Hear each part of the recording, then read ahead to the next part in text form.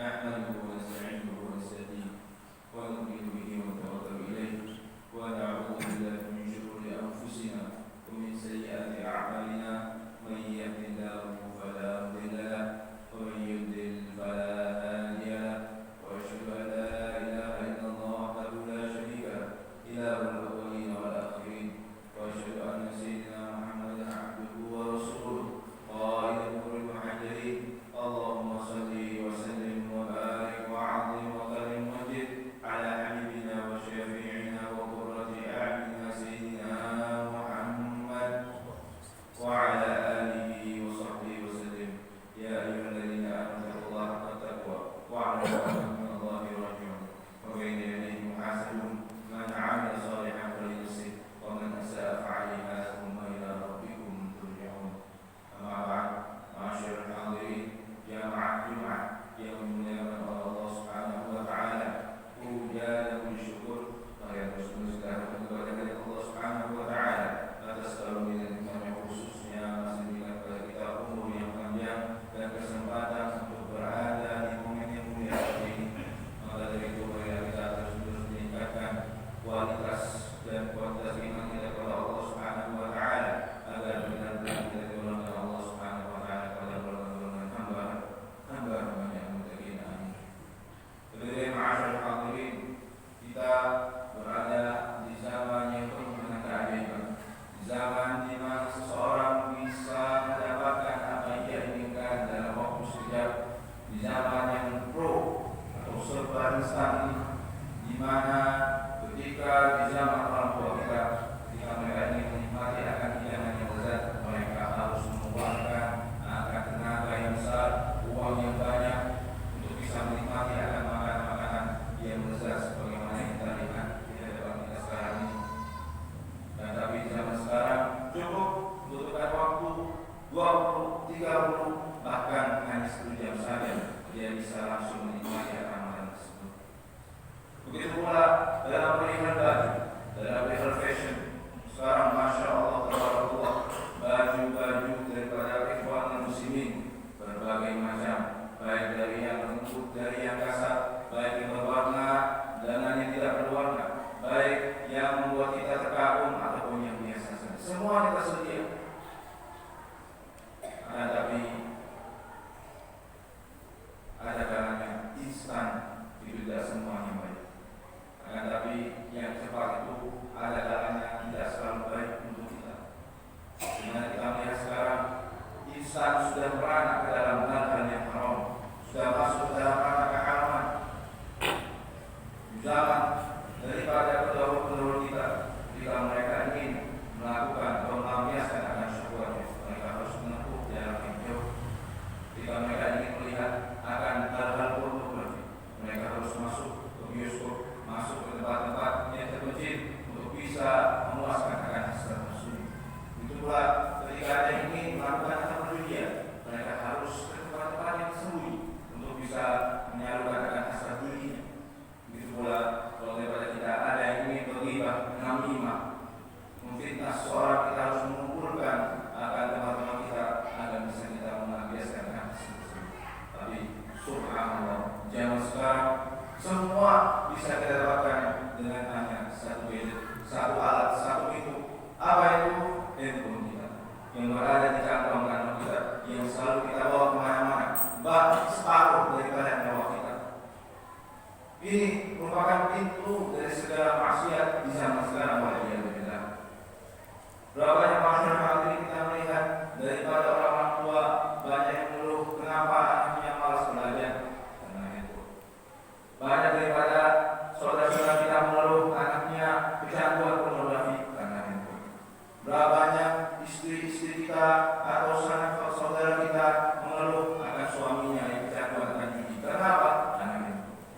Berapa banyak daripada kerabat kita yang terlibat karena apa? Karena handphone. Semua bisa kita lakukan dengan satu alat tersebut. Maka dari itu masyarakat fitnah terbesar yang ada zaman sekarang adalah handphone. Mau tidak mau kita mengakuinya, itulah jalan terbesar bagi fitnah di zaman sekarang. Di zaman dahulu masyarakat ini, ketika fitnah itu terjadi, itu hanya merangkak atau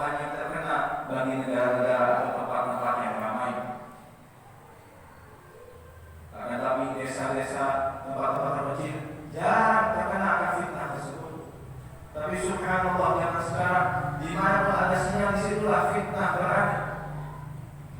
Berapa banyak kita melihat postingan-postingan yang berisikan hoax, berisikan tentang fitnah, berisikan tentang namimah, ghibah, bisa kita akses dalam waktu yang sangat sempit, waktu yang sangat singkat. Maka para ulama di zaman sekarang, ulama kontemporer sudah memberikan akan cara dalam menggunakan akan gadget yang bernama handphone atau smartphone tersebut. Dikatakan oleh ulama, peraturan pertama ketika seorang ingin memulai atau memiliki handphone atau memberikan kepada sanak familinya atau saudaranya atau keluarganya, ia harus memiliki niatan yang baik. Dan semua hal, semua ibadah, semua perihal yang baik dimulai dengan niatan yang baik pula.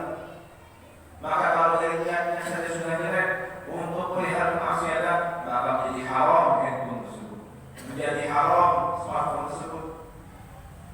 Berdosa ketika dia memiliki atas smartphone tersebut dengan niatan yang jelek. Karena Rasulullah SAW pernah bersabda, innamal a'malu binniyat wa innamal likulli imrin ma nawa.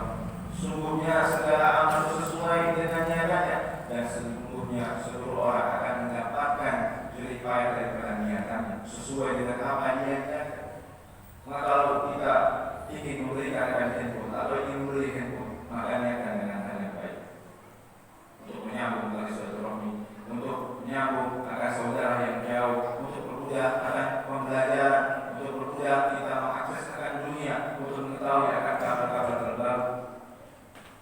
Bukan untuk melihat akan hal-hal pornografi, bukan untuk mengakses akan situs-situs biru, bukan untuk berjudi, maka dari itu mulailah dari sekarang memiliki akan hal tersebut dengan niatan yang baik, agar setiap kali kita memakainya kita mendapatkan pahala. Begitu pula yang kedua, masyarakat hadir dikatakan ulama, bagi yang ingin memiliki handphone harus tahu terlebih dahulu akan cara memakainya.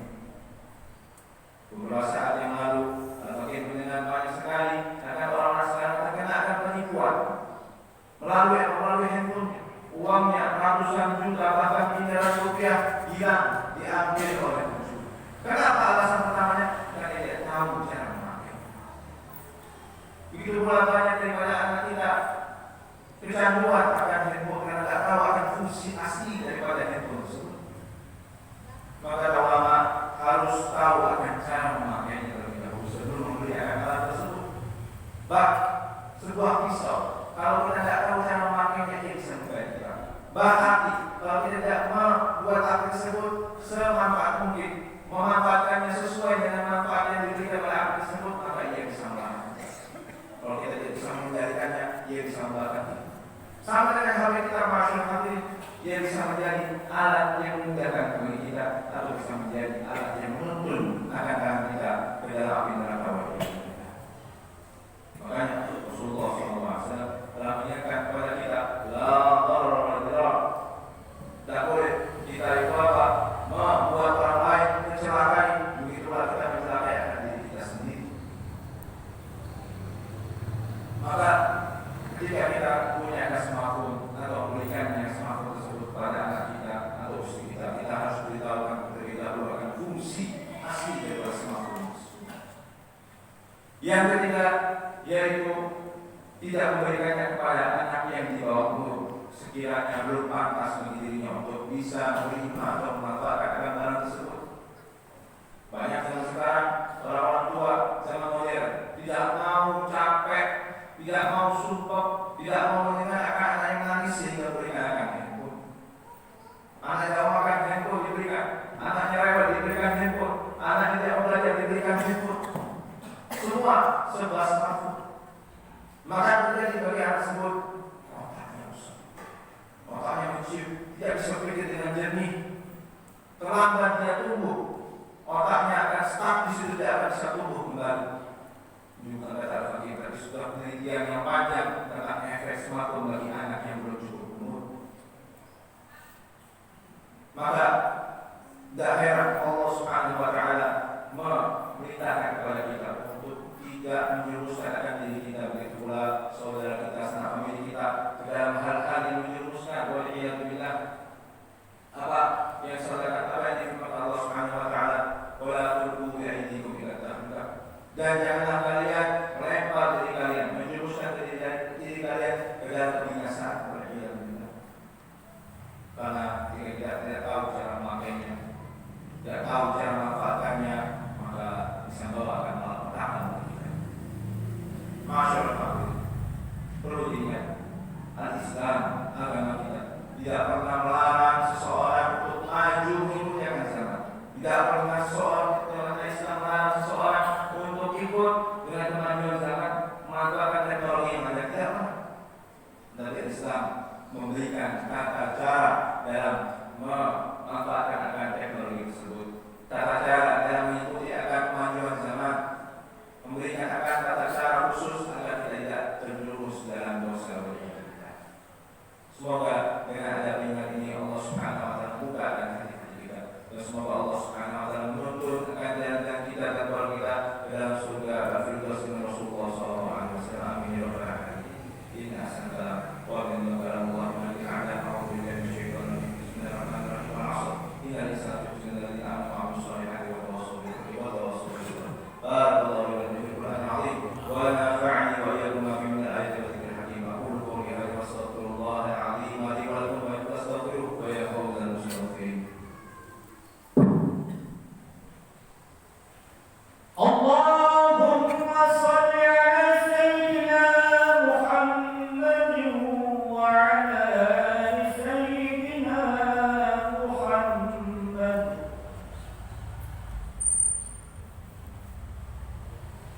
Alhamdulillah wassalatu wassalamu ala khairil mustafa sayyidina Muhammadin khairin nabiyyin. Allahumma shalli wa sallim wa barik wa 'azim wa karim majid ala habibina wa syafi'ina wa qurrati a'yunina sayyidina Muhammad wa ala alihi wa sahbihi wa sallim. Ya ayyuhalladzina amanu taqullaha haqqa tuqatih wa la tamutunna illa wa antum muslimun. Wa inna Allaha yuhibbu al-muttaqin wa zanna al-malaikata yusalluna 'alan nabi wa la yadhkuruna al-'alima. Inna Allaha wa malaikatahu yusalluna 'alan nabi. Ya ayyuhalladzina amanu sallu 'alaihi wa sallimu taslima. Allahumma shalli wa sallim ala sayyidina Muhammad wa ala sayyidina Muhammad kama shallaita ala sayyidina Ibrahim wa ala sayyidina Ibrahim wa barik ala sayyidina Muhammad wa ala ali sayyidina Muhammad kama barakta ala sayyidina Ibrahim wa ala sayyidina Ibrahim fil 'alamin innaka Hamidum Majid. Warḍa 'anil khulafa'ir rasyidin saadatina Abu Bakar wa Umar wa Uthman wa 'Ali wa 'anis sahabati. Allahumma ighfir lil muslimina wal muslimat wal ladzina ahsanu minhum wal amwat innaka qaribun mujibud da'wat wa ya qadiyal hajat wa ya ghafirul dhunub wa ya Allahumma salli wa sallim ala sayyidina Muhammad wa ala alihi wa sahbihi. Amin.